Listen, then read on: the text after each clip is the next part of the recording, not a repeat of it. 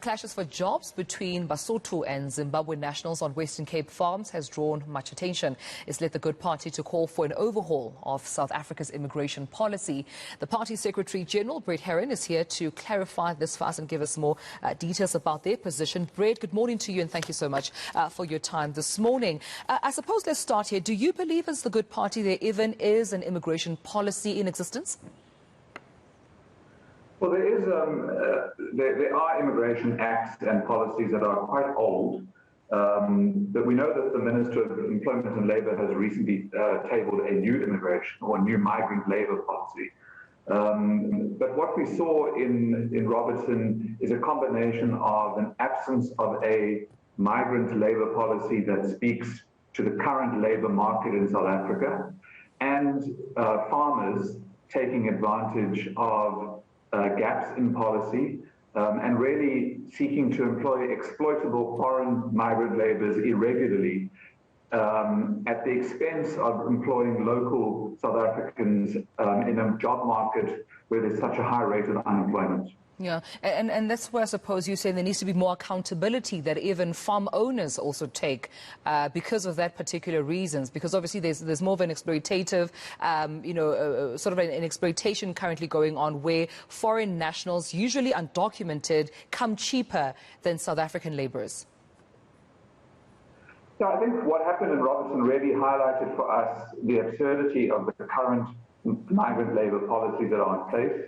The old bilateral agreements between South Africa and our neighbouring countries, but really also the fact that it appears that the South African agricultural sector is not participating in our nation-building project. It exposed really the farmers for employing irregular, some would say undocumented, migrant labour at the expense of South Africans, and we know that in rural towns, unemployment, especially youth and women unemployment, is exceptionally high. And so I think the farming community has to account for trying to cut corners and to exploit migrant labour at the expense of local labour. Yeah, but not just only the farm owners you seem to think need to account here, Brett. What about those you feel that have taken advantage of what's happening right now with some of the attacks we see, some of the protests that we've also seen, where you might assume that they're almost manipulating anti-foreigner emotion? We're also seeing this on social media with some of the conversations being sparked there. I suppose some could say for even political ends. Look, I mean, that's a massive problem, and it's reckless and irresponsible, and we're not participating in any xenophobia. This is not about trying to find foreign nationals working in South Africa. It's not about the contribution that migrant labour has made to South Africa's economic growth. It's all about whether migrant labour or foreign nationals are taking South African jobs. I mean, there is enough evidence to show that very often migrant labour or migrants into South Africa create jobs in South Africa. So this is about an absence of policy around migrant labour in sectors which have previously relied on migrant labour, and in the current South African labour market are probably no longer relevant or appropriate given our high levels of unemployment. So I don't think that this is an opportunity. It shouldn't be an opportunity for us to embrace those who are channeling or funneling or championing anti-foreigner sentiment. It's not about xenophobia. It's about saying the agricultural sector is an important South African sector.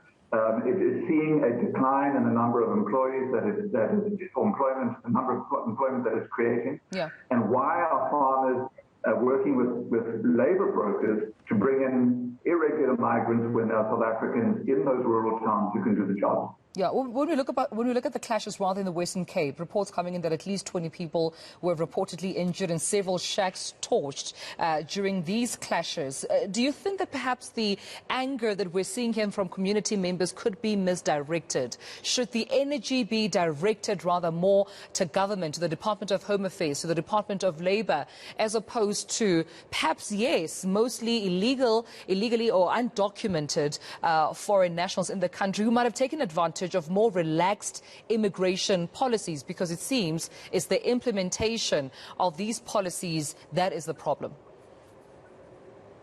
I think it is the implementation of the policy. I think it is the farmers who've taken an advantage of the relaxed implementation of policy. Not necessarily the migrant labourers who have, for decades, as I say, relied on remittances back from South Africa to their countries as they do the seasonal farming work.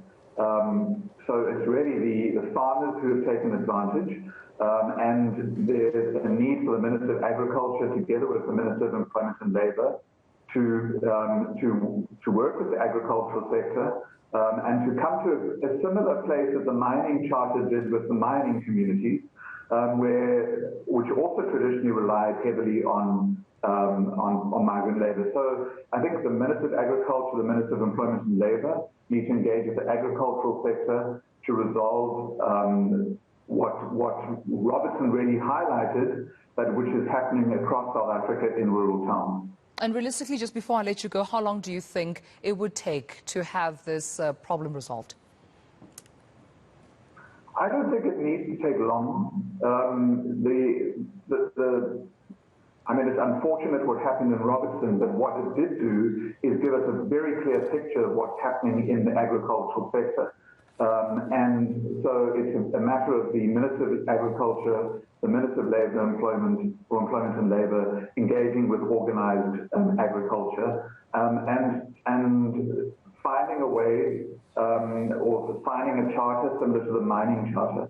So I don't think this should be allowed to continue indefinitely.